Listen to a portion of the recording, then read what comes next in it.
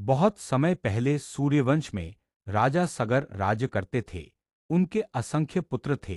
एक दिन उन्होंने यज्ञ करने का निश्चय किया। यज्ञ के लिए अश्वमेध का घोड़ा छोड़ा। वह घोड़ा इंद्रदेव ने छिपाकर कपिल मुनि के आश्रम में बांध दिया। सगर के पुत्र घोड़े की खोज में वहां पहुंचे और बिना सोचे समझे मुनि पर चोरी का आरोप लगा दिया।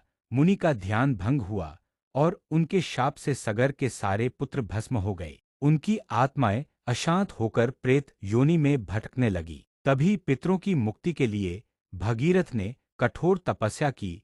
उनकी तपस्या से प्रसन्न होकर भगवान शंकर ने गंगा को पृथ्वी पर अवतरित किया। गंगा ने जब सगर पुत्रों की अस्थियों को स्पर्श किया तो उन्हें मोक्ष प्राप्त हुआ। तभी से पितृतर्पण और पितृ पूजन की परंपरा चली। माना जाता है कि श्राद्ध पक्ष पितृपक्ष में अपने पितरों के लिए तर्पण, दान और पूजा करने से वे तृप्त होते हैं और आशीर्वाद देते हैं। पितृ पूजन केवल कर्तव्य नहीं बल्कि एक संकल्प है कि हम अपने पूर्वजों को याद रखें, उनकी आत्मा की शांति के लिए कार्य करें और उनके आशीर्वाद से जीवन में सुख समृद्धि पाएं।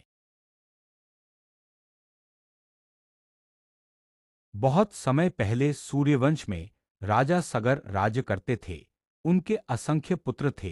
एक दिन उन्होंने यज्ञ करने का निश्चय किया। यज्ञ के लिए अश्वमेध का घोड़ा छोड़ा। वह घोड़ा इंद्रदेव ने छिपाकर कपिल मुनि के आश्रम में बांध दिया। सगर के पुत्र घोड़े की खोज में वहां पहुंचे और बिना सोचे समझे मुनि पर चोरी का आरोप लगा दिया। मुनि का ध्यान भंग हुआ और उनके शाप से सगर के सारे पुत्र भस्म हो गए। उनकी आत्माएं अशांत होकर प्रेत योनि में भटकने लगी। तभी पितरों की मुक्ति के लिए भगीरथ ने कठोर तपस्या की।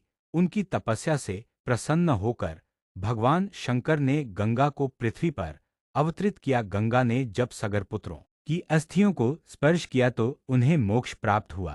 तभी से पितृतर्पण और पितृ पूजन की परंपरा चली। माना जाता है कि श्राद्ध पक्ष पितृपक्ष में अपने पितरों के लिए तर्पण, दान और पूजा करने से वे तृप्त होते हैं और आशीर्वाद देते हैं। पितृ पूजन केवल कर्तव्य नहीं बल्कि एक संकल्प है कि हम अपने पूर्वजों को याद रखें, उनकी आत्मा की शांति के लिए कार्य करें और उनके आशीर्वाद से जीवन में सुख समृद्धि पाएं।